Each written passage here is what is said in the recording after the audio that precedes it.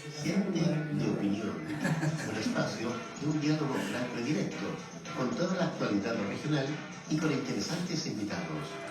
Gente de opinión. Conduce Marcos Antonio Martínez. Produce Carolina Aguirre. Bienvenidos.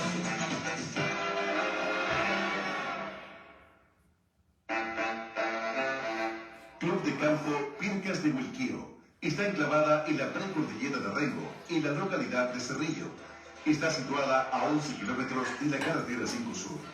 Nuestro centro recreacional es el más importante del Cachapual. Ofrece a los visitantes la posibilidad de compartir en familia, disfrutar de la naturaleza y practicar actividades al aire libre, como natación, futbolito, voleibol, camping y también asados campestres. Club de Campo Pircas de Huilquío. Mi PH Rengo es sinónimo de calidad, técnica y una experiencia diseñada para compartir en familia, entre amigos o reunión de trabajo. Desde sus inicios han sido motor del barrio Vizquer, aportando al crecimiento y consolidación de uno de los polos gastronómicos más importantes de la ciudad y la región. Mi PH Rengo. Pronto, en Apalta 3017, camino a Quinta de Tilco, llega un local para los agricultores de la zona y la región de O'Higgins. Repuestos para nebulizadoras, para la agricultura en general. Agricultores de la zona ya no tendrán que viajar a otras ciudades, porque muy pronto, Agroventas Apalta 3017, en la comuna de Rengo. Así es, muy pronto Agroventas en Apalta, camino a Quinta de Tilco, con nuestro amigo Juan Mella Muñoz, mi PH Rengo, pioneros en lo que es el barrio Vizquer, y también las Pircas de Huilquío nos acompañan día a día, programa producido por Carolina Aguirre y conducido por su amigo de siempre.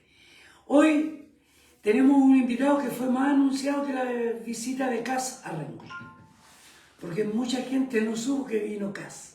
Bueno, todos supieron que hoy día venía don Jorge Tagle Ortiz. Gusto de saludarlo, Jorge. Muchas gracias, Marco. Gracias por acompañarnos. Muchas gracias a usted por la invitación. Muchas gracias. Cuesta traer. No es que cueste traerme, lo que pasa es que cuesta coincidir los horarios.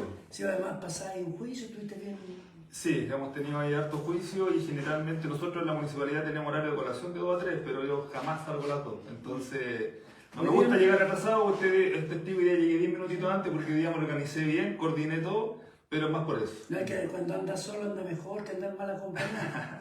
No, yo me junto con buena gente, pero sí me gusta ser puntual. Pero la otra vez cuando vino acá no andaba muy bien acompañado. No, andaba muy bien acompañado con un amigo suyo, muy amigo suyo. Saludamos a Marcelo Fuentes Plasencia. No sé si tan amigo, pero... No, lo tengo en la lista, yo por lo menos. Ah, ya. Oye, pero...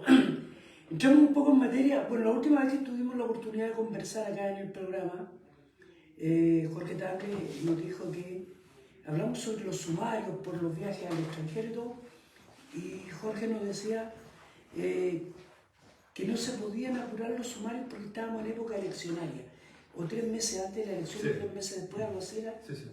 para que ya pasó la elección, ya tenemos presidente, bien o mal, hay presidente. Pero ¿qué pasa con los sumarios? Refiriéndonos principalmente a ese tipo de sumarios, a los sumarios de la gente que salió del país con licencia en médico. Sí. Bueno, para ser preciso, lo que yo señalé en esa época, que 60 días antes y 30 días después de las elecciones no se pueden aplicar medidas destitutivas. ¿Ya? Los sumarios siguen avanzando, ya se han aplicado medidas de destitución. Si no me engaña la memoria, tienen que ser hasta el día de hoy unos 14 personas que han sido destituidas, incluyendo un director de la municipalidad. Y los otros sumarios siguen avanzando. Hay otros sumarios que han sido sobreseídos porque había gente que efectivamente no había viajado con licencia. La información que mandó Contraloría, si bien era una información certera, habían algunos casos, por ejemplo, para poner un caso que se reiteró varias veces, de personas que estando en el extranjero con vacaciones, volvían, por ejemplo, el 5 de enero y volvían enfermas. Entonces el día 6 pedían licencia, pero el doctor se las daba desde el día 5. Pero nunca viajaron con licencia. Claro, entonces hubieron varios casos así. Entonces, al día de hoy se han resuelto más o menos unos 24, como le digo, de esos son 14 instituciones y los otros están en etapa resolutiva ya, redactando las vistas fiscales, y otros están con vistas fiscales notificadas, vistas fiscales como la sentencia del proceso sumarial, y otros están con recurso de reposición, que es el derecho que tiene toda persona que ha sido sumariada y la vista fiscal les adversa para recurrir ante el alcalde y el alcalde ahí toma la decisión. Pero todo ha venido avanzando y ya se han aplicado medidas. Ahora no es menos cierto que mucha gente que ha recurrido a la Corte Suprema para apelar alguna sanción, la Corte Suprema ha ratificado lo que han dicho los municipios. Sí, al día de hoy ya hay como un criterio más o menos pacífico en la Corte Suprema. No se inmiscuye en temas de mérito, entonces la Corte no analiza, solamente analiza que se cumplieron las etapas procesales que dieron resguardo a los derechos del sumariado, pero no a temas del mérito de la prueba, del valor probatorio, de cómo se llegó a la sanción que se llega, no se está inmiscuyendo en esos temas y solamente ellos corroboran que se haya hecho un proceso legal, que se hayan cumplido la etapa de notificación, que se le haya dado la oportunidad de declarar el derecho a defenderse y habiéndose cumplido esos presupuestos, la Corte Suprema estaba rechazando los recursos diciendo que el mérito de por qué se llegó a tal y tal sanción no es una materia que le incumbe a la Corte Suprema. Esto aclarar por el hecho de que, a ver, hoy Jorge Tagle Ortiz, asesor jurídico del municipio. Asesor jurídico del municipio. Director del equipo. Director de asesoría jurídica. De asesoría jurídica. Ayer le tocó ser administrador. Administrador, sí.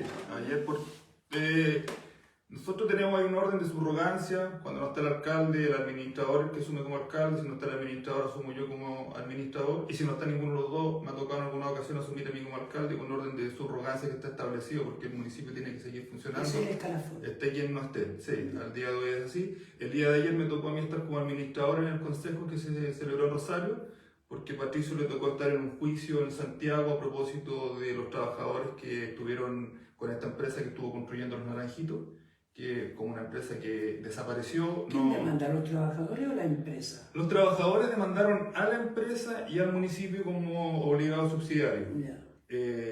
Nosotros, por ley de subcontratación, como nosotros, esto es una licitación, si no responde la empresa con las obligaciones laborales, subsidiarias o solidariamente, responde el municipio. Estos juicios han sido, me parece que 4, se están llevando en Santiago y a Patricio le tocó estar allá declarando y por eso yo lo subrayé ayer en el Consejo. Antes de llamar a la licitación nueva para los Naranjitos, todos subimos, por bien o por mal, distintas versiones sobre lo que pasó con los Naranjitos, con la primera contratación. Pero, ¿cómo el municipio después llama a una licitación sin haber cerrado eso? ¿Por qué hoy día el municipio es demandado? Lo que pasa es que el municipio tenía que seguir adelante con el proceso licitatorio porque es una necesidad premiante que en los Naranjitos se construya. Y estaban los fondos y por lo tanto había que ocupar esos fondos. Hay plazos también establecidos para ocupar esos fondos, no podían quedar congelados. Entonces van por cuerdas separadas lo que es el proceso licitatorio y ya la ejecución que al día de hoy ya se está construyendo. Y que no habían avanzado, ¿no? Justamente. Y todo lo que pasó para atrás, ya es un proceso que está judicializado. Esta administración... A mí me tocó conversar, entrevistarme con los propietarios de esa empresa que desapareció el día de hoy. El municipio se querelló en contra de ellos por la presentación de documentación falsa. Durante estos juicios laborales que le comentaba, siguió apareciendo documentación falsa, certificados falsos. Entonces eso ya está en la vía judicial, pero eso no impedía que pudiéramos seguir con el proceso licitatorio para poder seguir adelante con la construcción de este tan anhelado jardín infantil. No me gustó una frase que dijo Enrique del Barrio, alcalde de la comuna, el día de ayer en el Consejo, que dice como que asume en cierta forma que el municipio va a tener que pagar prácticamente.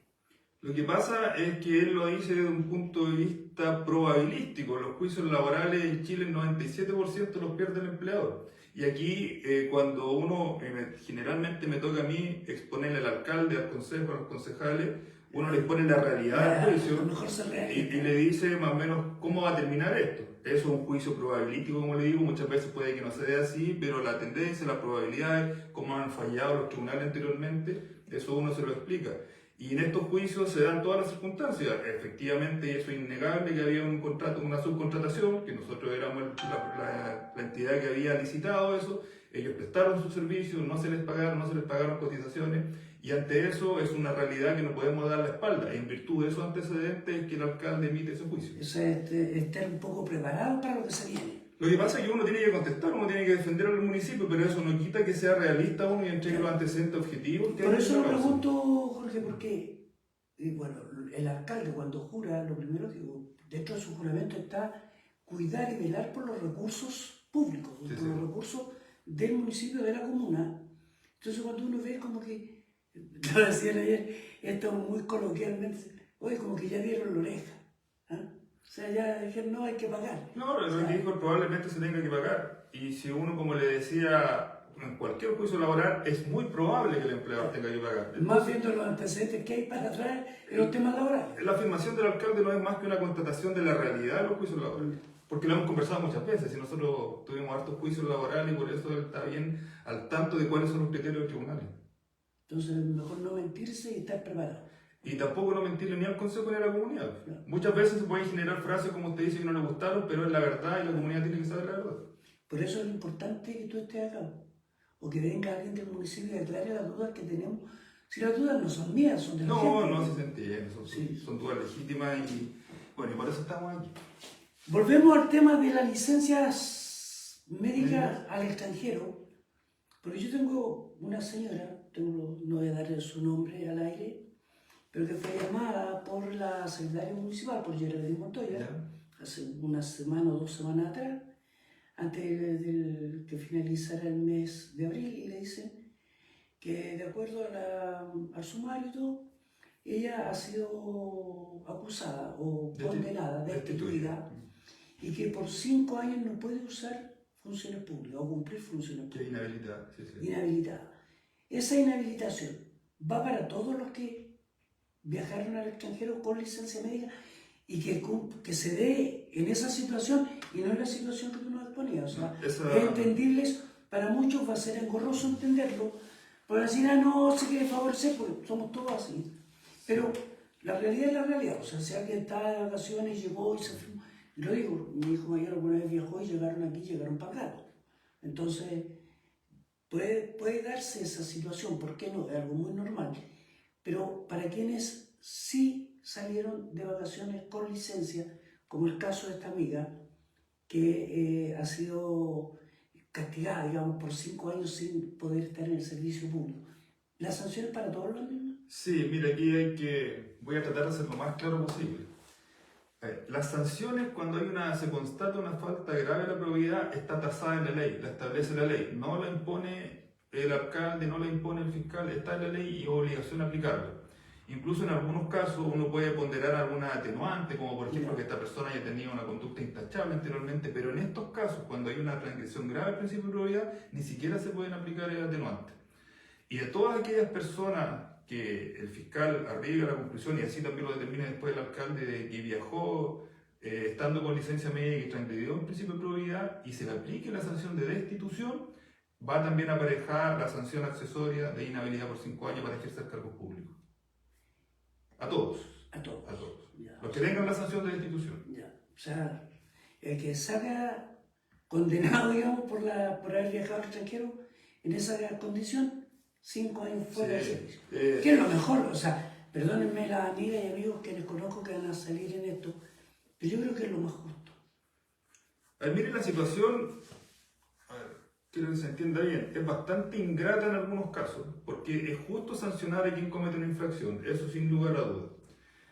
Pero hay unos casos que de verdad hay que aplicar sanciones, por ejemplo, habían profesores que estaban a punto de jubilarse, son situaciones que de verdad de repente a uno le gustaría tener más herramientas para ponderar, pero lamentablemente en este caso la ley es estricta y hay que aplicarla. Pero no deja de ser, como le digo, una situación bastante ingrata. No, me imagino. Más en Rengo donde todos nos conocemos. Justamente. Ese es el tema. Sí. O sea, todos nos conocemos, sabemos, muchos sabíamos de algunos que andaban viajando o que tiraban licencia para darse estos gustitos, en fin. Sí, es una situación compleja. Ahora, dentro de las personas mencionadas en el informe de Contraloría, ¿a cuántas personas se les salvó aceptándole la renuncia? Lo que pasa es que no es correcto decir que se les salvó A ver, ¿pero que quienes se le acepta la renuncia Hoy día no van a poder ser sancionados por los 5 años.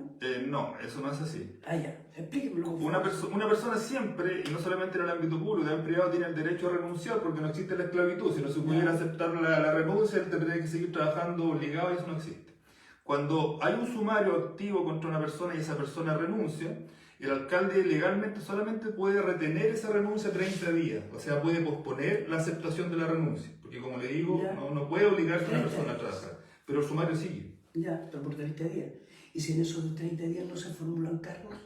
Es que en los casos que ocurrió así sí se han formulado, Ya. pero no es que la persona se salve por presentar la renuncia. Ah, ya. O sea, No, eso es, más allá de que hayan presentado la renuncia, el sumario sigue. o sea, y hay que apurarlo, pero sí, Hay que hacerlo más rápido. pero sí, claro. Me parece bien, porque algo que se apure. Hoy voy a saludar, permítame, voy a saludar a Tatiana Cistena Castañeda, dice buenas tardes Marcos, carito del invitado Jorge Tagle. Don Leonardo Muñoz dice buenas tardes, saludos a todos, buenas tardes y saludos. Oye, hay esta gente conectada, pregúntenos a chiquillos, aprovechen chiquillos. Aprovechemos a sacarle el jugo, si esa es la idea. ¿Ah? Porque yo no puedo preguntar todo yo, tiene que ser usted. Tema campamento que está ahí. El tema campamento que está ahí, me dice la productora. Tema campamento, partimos por lo bueno o lo malo. Yo creo, a ver, lo bueno para mí es que se radiquen todos los campamentos. Yo parto de esa base. Creo que hay mucha gente que necesita, pero hay mucha gente aprovechadora, sinvergüenzas, que no pagan luz, no pagan arriendo, no pagan nada, y tienen todo, y usted va a la casa y como digo yo, tiene una tele más grande que esto, tienen auto, tienen todas las regalías que uno no tiene, pero no pagan nada. Y viven gratis de lo público, y eso es un poco bueno. Sí. Eso para mí hoy día es muy bueno que se estén erradicando estos campamentos.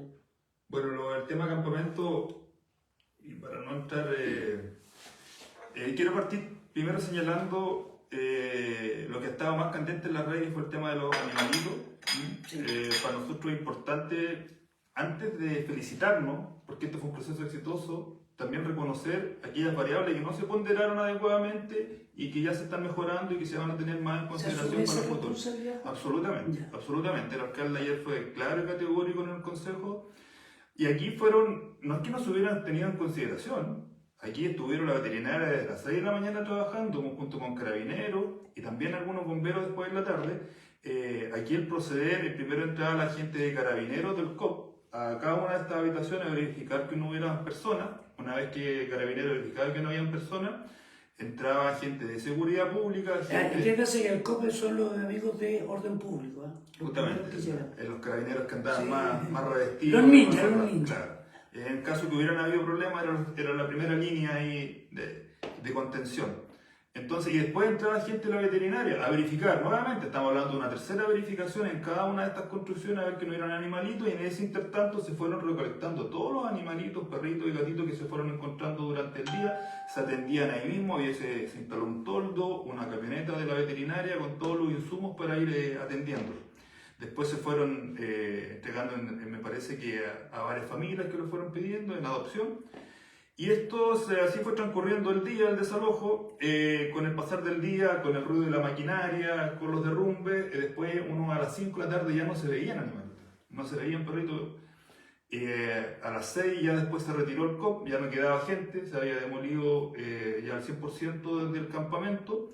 Y después teníamos el problema de la insalubridad. Aquí se dio un fenómeno que cuando iban las máquinas, muchas veces como que se caían y se enterraban en los pozos negros. Y salían las fecas, una cuestión bastante desagradable, y eso iba a ser una fuente muy compleja de virus, de problemáticas de salubridad.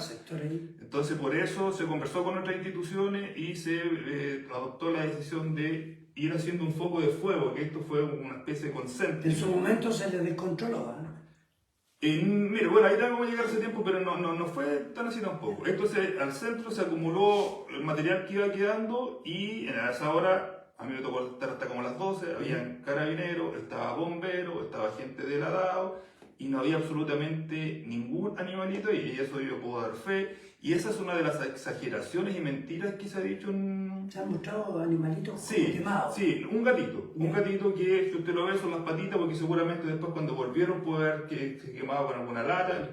Mire, y eso es imposible ver animalitos porque nosotros tenemos que salir porque el calor era insoportable, le estoy hablando a las 10 de la noche. Ya. Y ahí estaba solamente bomberos que eran los que estaban controlando, estaban los camiones aljibe ¿Esa hora fue cuando tomaste la foto? de la municipalidad y estaban los camiones de bomberos ahí viendo que todo, y se hicieron los cortafuegos también para evitar que esto se fuera a propagar.